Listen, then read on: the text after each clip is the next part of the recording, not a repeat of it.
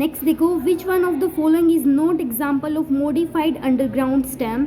Answer will B groundnut. Groundnut जो है वो फ्रूट का पार्ट आएगा, जिंजर स्टेम का होता है, टोमेटो और टर्मरिक भी स्टेम के पार्ट हैं। नेक्स्ट है the amount of solute present per unit volume और per unit mass of the solution divided by solvent.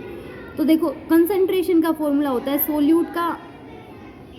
Solute की कंसंट्रेशन डिवाइडेड बाय में वॉल्यूम या फिर मास, तो कंसंट्रेशन ऑफ अ सॉल्यूशन आएगा इसका answer. Which of the following process is responsible for replacing and repairing tissue. Answer will be cell division.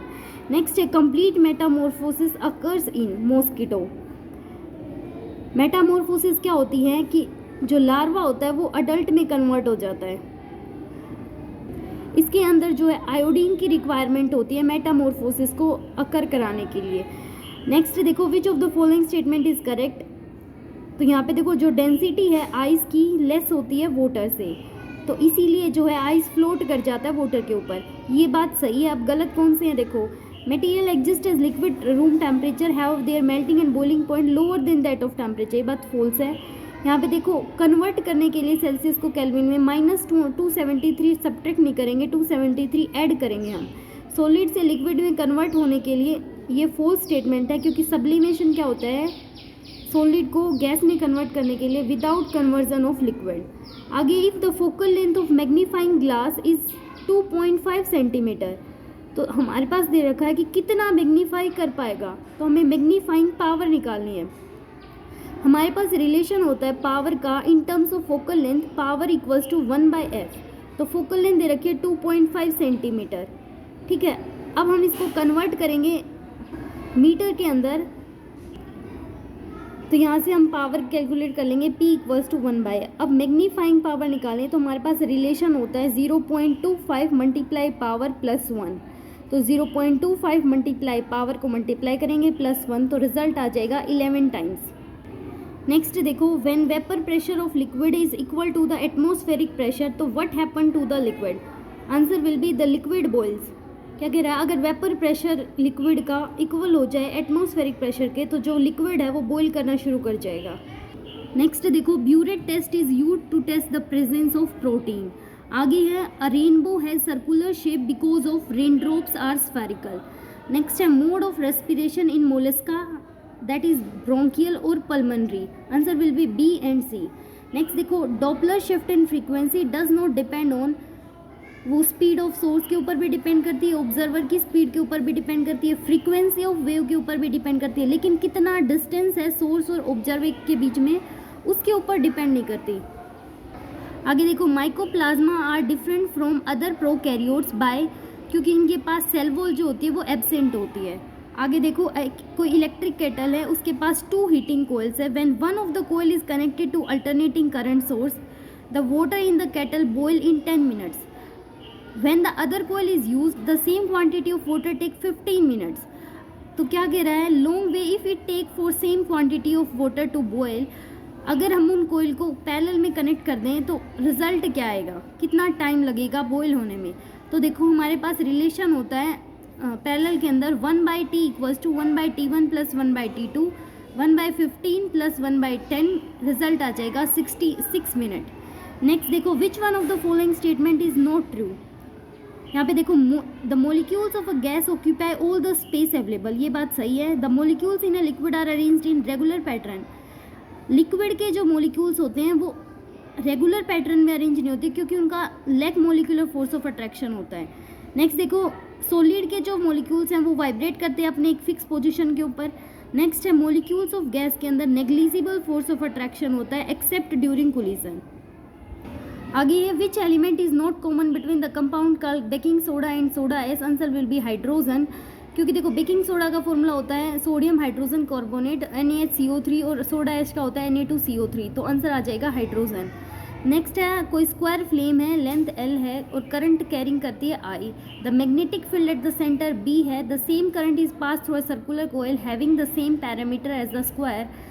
क्या कह रहा है, अब मैग्नेटिक फील्ड बतानी है सर्कुलर कोयल में और स्क्वायर वाले में। अब देखो हम यहाँ पे कैलकुलेट करेंगे सबसे पहले एक स्क्वायर वाले के केस के अंदर, तो हमारे पास लेंथ दे रखी है L, तो देखो हम वन साइड का लेके चलेंगे तो मैग्नेटिक फील्ड का रिलेशन होता है mu naught 4 pi I divided by R sine five one plus sine five two. Five one और फाइव टू हम यहाँ पे 45 डिग्री लेके चलेंगे, क्योंकि देखो स्क्वायर है, जब डायगोनल बाइसेक्ट करेंगे तो 90 डिग्री का बनाएंगे। तो जब हम इन लाइन को मैच करेंगे तो ये 45 का रह जाएगा, ये इधर भी 45 का रह जाएगा। तो इधर 5 1 और 5 2 तो हो जाएंगे 45 डिग्री के। ये रिलेशन तो है उस केस का जब हम वन साइड के लिए निकाल रहे हैं। जब हम इस साइड का निकालेंगे, एक साइड का, कि इस साइड के अंदर कितना मैग्नेटिक फील्ड जनरेट होगा। लेकिन अगर हम चारों साइड का लेके चलेंगे तो हम इसी चीज़ को 4 से मल्टीप्लाई करेंगे। और जब हम वन साइड का लेके चल रहे थे तो हम आर की वैल्यू L/2 लेके चलेंगे, क्योंकि देखो हम सेंटर से इधर साइड तक का डिस्टेंस ले रहे हैं, तो आर हो जाएगा L/2। तो यहाँ से हमारे पास मैग्नेटिक फील्ड आ जाएगी, जो स्क्वायर का केस है उसके अंदर म्यू नोट आई 4 पाई L 8√2।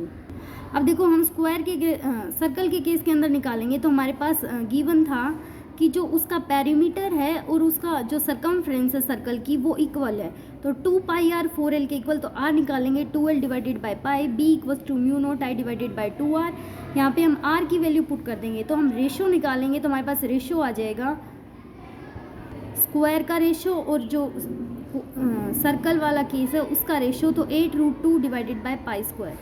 आगे देखो, in which of the following pairs are the element found in the same period of periodic table. Answer will be calcium and germanium, potassium and manganese. दोनों answer जो है वो सही हैं, C और D। Next है the adapter molecule in the process of translation is.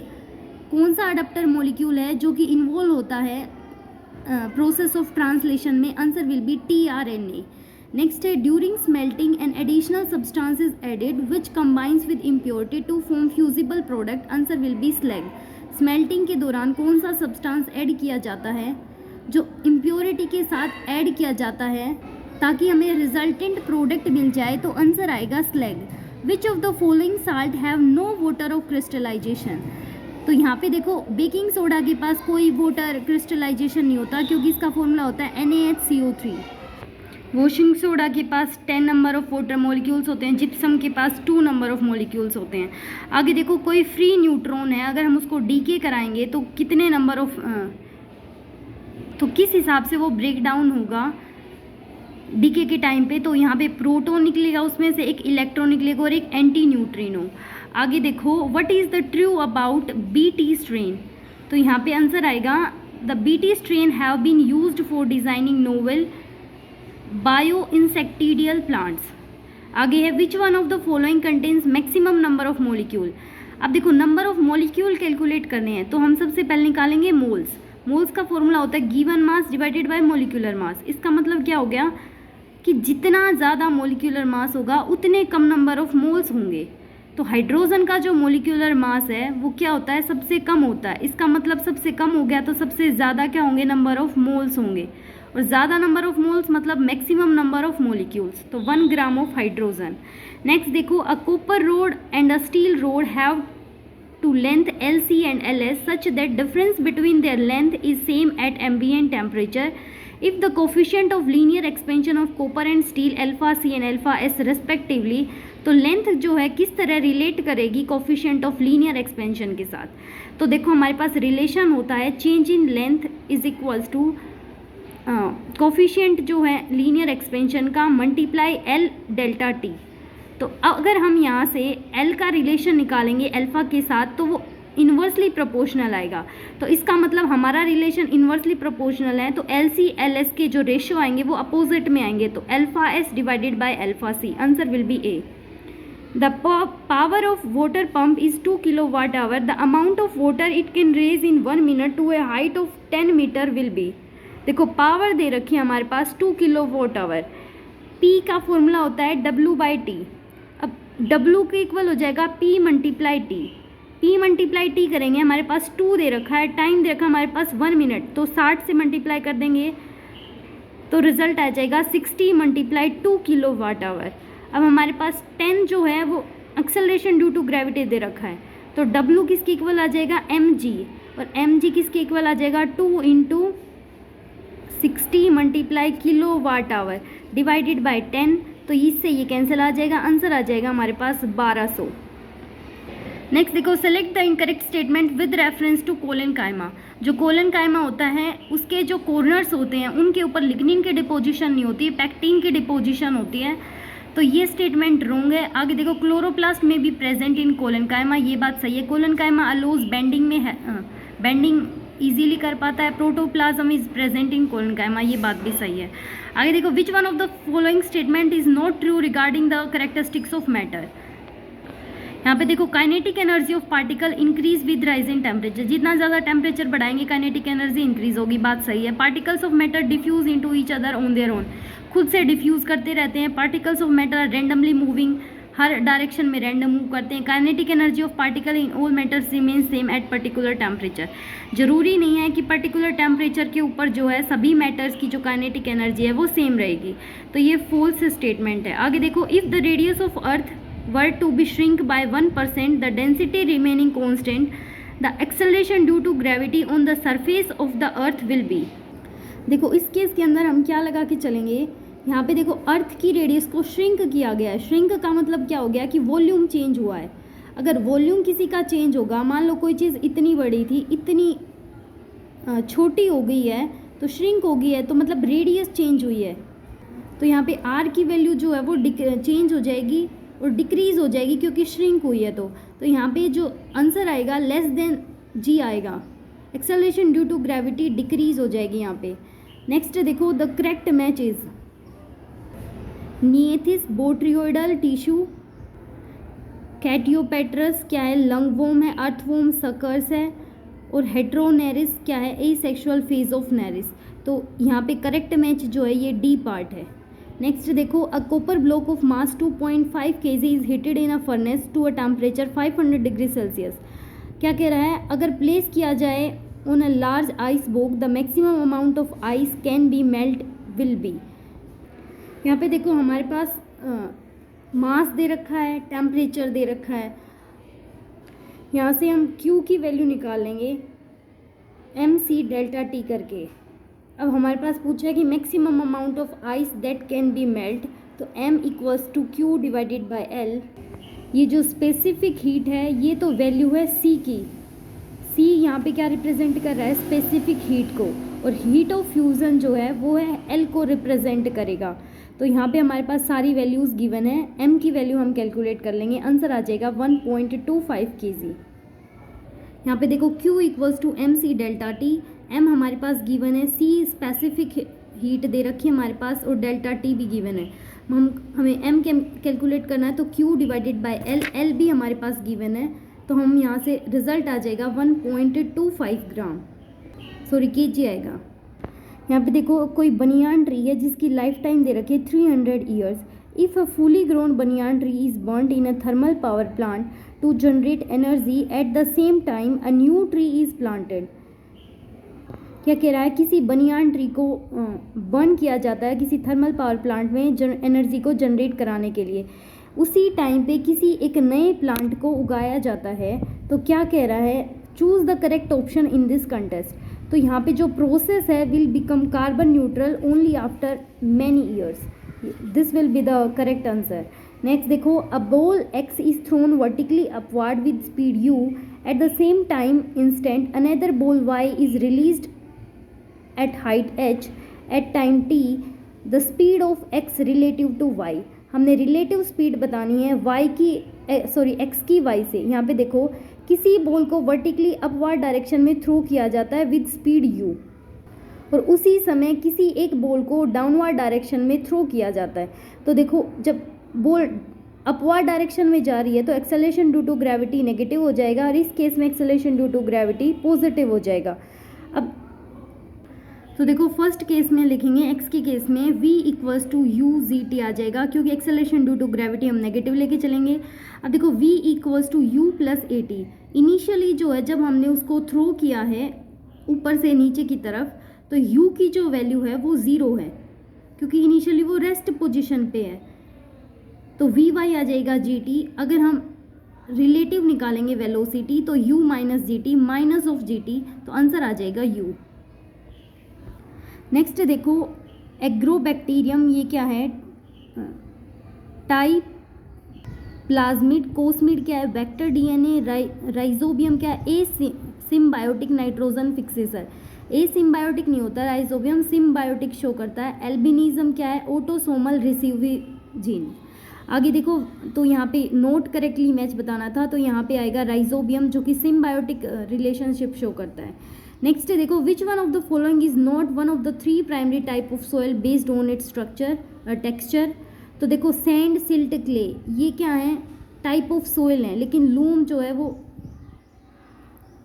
Type of soil based on it's texture के ऊपर डिपेंड नहीं करती, तो आंसर आएगा लूम। नेक्स्ट देखो, which information not conveyed by balanced chemical equation. तो देखो, बैलेंस केमिकल इक्वेशन क्या क्या बताती है हमें, एक तो फिजिकल स्टेट बताती है, आपने देखा होगा जब केमिकल इक्वेशन लिखते हैं हम तो गैस, सॉलिड, लिक्विड सब लिखा होता है, नंबर ऑफ एटम्स और रिएक्टेंट, प्रोडक्ट फॉर्म सब पता लगता है हमें, और सिंबल्स और फॉर्मूला भी हम रिप्रेजेंट करते हैं एक बैलेंस केमिकल इक्वेशन के अंदर। लेकिन जो है हमें ये पता नहीं चलता एक्चुअली कि whether a particular reaction is actually feasible और नॉट, तो आंसर विल बी डी। आगे देखो, soaps are formed by the reaction of esters with the caustic soda. तो सोप्स की फॉर्मेशन होती है एस्टर विद कास्टिक सोडा को मिला के। Next, amino acid coded by the start codon for protein synthesis, that is valine. Next है, the equivalent resistance of the resistances joined in parallel is 6/5 ohm. When one of the resistance wire is broken, the effective resistance become 2 ohm. The resistance of wire that got broken was, देखो जो broke हो चुका उसका resistance बताना है, equivalent resistance बता रखा हमें यहाँ पे। देखो 1/R equals to 1/R1 plus 1/R2। हमारे पास गिवन क्या है कि हमारे पास इक्विवेलेंट रेजिस्टेंस है कि नहीं, दो रेजिस्टेंस के केस का। अब देखो, हमारे पास गिवन है कि अगर हम एक वायर ब्रोक हो जाता है तो हमारा इक्विवेलेंट रेजिस्टेंस होता है 2 ओम। तो इसका मतलब क्या हो गया कि 5/6 equals to 1/2 plus 1/R2, result आ जाएगा हमारे पास R2 इक्वल्स टू 3 ओम। यहाँ पे देखो क्या है, select the hierarchy of the taxonomy ranks using the code given below. हमें हायरकी में अरेंज करना है, तो इसको हम याद कर सकते हैं कैसे, KDC of GS, kingdom, D से क्या आएगा, डिवीज़न लगा लो या फिर फाइलम होता है यहाँ पे, C से क्लास, O से ऑर्डर, F से फैमिली, G से जीनस, S से स्पीसीज।